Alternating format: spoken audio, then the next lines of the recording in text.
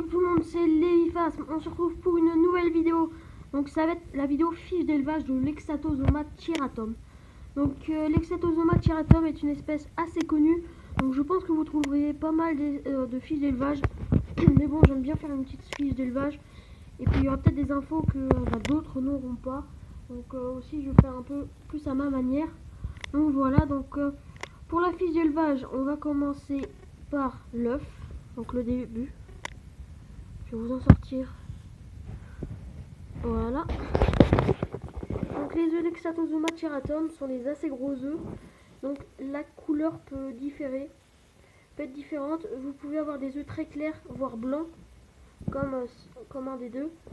Comme vous pouvez avoir des œufs très foncés comme l'autre. Désolé. Les Exatosoma tyratum mettent environ 6 mois d'incubation, comme la plupart des espèces. C'est une espèce à recommander pour les enfants.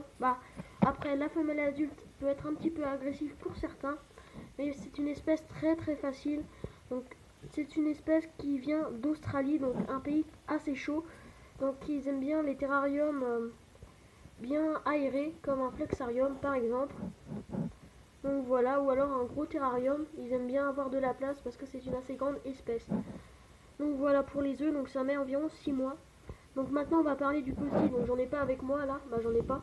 Donc les petits, à la naissance, ils font la taille un peu plus gros qu'une fourmi.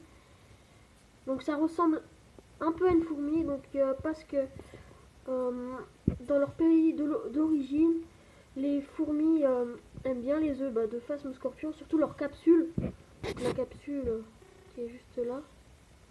Voilà, ils aiment bien la capsule, donc ils mangent la capsule et ils laissent l'œuf. Et le bébé va continuer à se développer et une fois qu'il va naître, il ressemblera un peu à une fourmi pour pouvoir s'évader facilement. Donc voilà, sans se faire attraper. Et vu qu'il sera habitué à l'odeur que les fourmis sont habituées. Donc voilà, vu qu'ils auront la même odeur, voilà. Et il n'y aura pas de problème, le petit sortira tranquillement. Donc c'est une espèce qui mange principalement de la ronce, du framboisier, du chêne, etc. Donc voilà, c'est une espèce qui est pas trop compliquée au niveau de la nourriture, qui est adulte et très vorace, ça mange énormément. Donc voilà, donc il faut beaucoup leur donner à manger. Donc voilà, ça c'était pour le jeune. Donc la femelle a 8 stades normalement et le mâle 7. Donc on va passer à la femelle adulte qui est ici. Donc c'est un spécimen assez grand. Regardez, je vais mettre ma main à côté. Donc la femelle peut être un peu agressive pour certains, donc parce que y a des épines sur les côtés. Aussi, elle a des petites élytres. Donc voilà, donc la femelle ne peut pas voler parce qu'elle est bien trop grande. Vous voyez, son abdomen est énorme. Donc voilà, donc les œufs ils sortent par là. Je sais pas si vous allez voir, il y a un œuf à l'intérieur. Donc voilà, parce que c'est une espèce qui pond énormément. Donc faites attention à l'invasion, ça peut très vite arriver. Je vais regarder déjà tous les objets. Et je vais en avoir encore beaucoup. Donc voilà. Donc ça c'était pour la femelle, donc elle ne peut pas voler.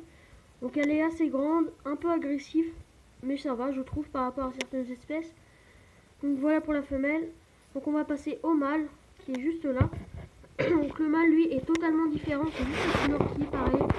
Donc on pourrait croire que c'est deux espèces différentes. Donc la femelle a des assez grandes antennes, mais les mâles, celles des mâles sont beaucoup plus grandes. Donc les mâles sont très fins.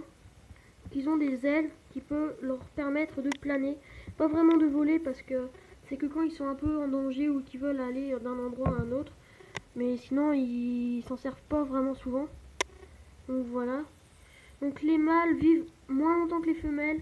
Ils ont, je sais pas c'est vraiment quoi la durée adulte, mais ils vivent assez longtemps sur les femelles parce que les mâles vivent moins longtemps, comme la plupart des espèces. Donc le mâle est très fin comme je vous l'ai dit. Même la tête aussi est extrêmement petite par rapport à celle de la femelle. Donc si on regarde par dessous, c'est un peu un phasme bâton. Donc voilà, sauf qu'il a des grandes ailes. Par rapport à la femelle, le dimorphisme sexuel est très grand. Donc à la naissance, on ne peut pas reconnaître si c'est des mâles ou des femelles. On le sait à partir du stade L2 en général. Donc voilà. Donc le mâle par contre lui peut voler comme je vous l'ai dit. Donc c'est une assez grande espèce, c'est pas la plus grande mais c'est assez grand. Donc c'est une espèce qui n'aime pas trop l'humidité, surtout quand elle est juvénile. Donc quand elle est juvénile, humidifiez tous les 4-5 jours et ne pulvérisez pas énormément parce qu'il peut y avoir des problèmes. Donc voilà, moi ça m'a déjà arrivé mais pas vraiment parce que je pulvérisais pas beaucoup donc ça allait. Mais quand ils sont adultes, il n'y a plus de problème, vous pouvez pulvériser pas mal, ça change rien. Donc voilà, donc les accouplements se font souvent le soir et la nuit. Donc voilà pour les extatos. Donc maintenant on va parler du terrarium adapté. Donc moi pour mes extatos, j'ai un flexarium. Donc voilà, un assez grand flexarium qui convient très bien pour les adultes. Donc voilà, donc comme certaines personnes vont dire qu'ils ont besoin d'un très grand terrarium pour être très grand, sauf que c'est pas pour autant vrai. Parce que un éleveur que j'ai déjà vu, qui s'y connaît pas mal, il élève dans des plus petits terrariums et il y a moins de problèmes. Donc voilà. C'est à peu près tout pour cette vidéo. J'espère que cette fiche d'élevage vous aura plu. Allez, bye.